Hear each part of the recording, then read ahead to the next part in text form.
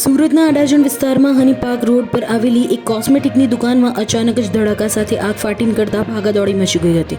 જો કે ઘટનાની જાણ થતાં જ અડાજણ અને પાલનપુર પાટિયાના ફાયરના જવાનો તાત્કાલિક દોડી આવતા ગણતરીની મિનિટમાં જ આગ કાબૂમાં લઈ લીધી હતી।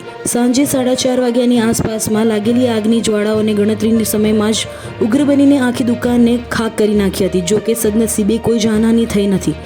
ઈશ્વર પટેલે જણાવ્યું કે સતનામ નામની દુકાનમાં આગ લાગવાનો કોલ મળતા જ અમે ઘટના સ્થળે પહોંચી ગયા હતા। આગની જ્વાળાઓ દુકાનમાંથી બહાર આવી રહી હતી। તાત્કાલિક પાણીનો મારો કરવાથી આગ કાબૂમાં આવી ગઈ હતી।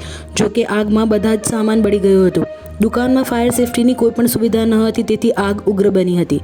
સ્થાનિક દુકાનદારોએ જણાવ્યું હતું કે કોસ્મેટિકની દુકાનની આડમાં સતનામ ડેકોરેશનના માલિકનો ફટાકડાઓ પણ વેચતા હતા। શોર્ટ સર્કિટને કારણે આગ લાગ્યા બાદ આખા વિસ્તારમાં જોરદાર ધડાકા સાથે અવાજ થતાં આજુબાજુના દુકાનદારોમાં પણ ભય જોવા મળ્યો હતો।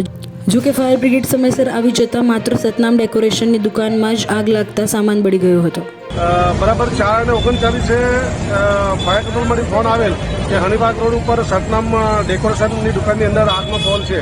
ઘટના સ્થળે પહોંચીને જોતા કે આગ બરાબર મોટું રૂપ ધારણ કરેલ હતું અને આવીને ઘટના સ્થળે આગ બુઝાવવાની કામગીરી સતત ચાલુ કરી તો આગ બુઝાવવાની સાથે માલુમ પડેલ કે અંદર કોસ્મેટિક આઇટમ અને ફટાકડા જેવી આઇટમો અંદર મૂકેલી હતી અને ફટાકડા પણ ફૂટતા હતા એવું જાણવા મળેલ છે। 10 થી 15 મિનિટમાં આગને કાબૂમાં લીધેલ છે અને હાલમાં છે તે અડાજણ પોસ્ટને કબજો આપેલ છે। કોઈ જાનહાનિ થાય એવું ખરું? જાનહાનિ કોઈ પણ થવા પામેલ નથી। જો વિડીયો ગમ્યો હોય તો વિડીયો લાઇક કરવાનું ભૂલાય નહીં અને હા, તમારો અભિપ્રાય પણ અમને કોમેન્ટ બોક્સમાં જરૂર જણાવજો કે અમારો આ પ્રયાસ તમને કેવો લાગ્યો। અને હા, સાથે સાથે અમારા ત્રિશુલ ન્યૂઝ પેજને પણ લાઇક કરજો। ધન્યવાદ।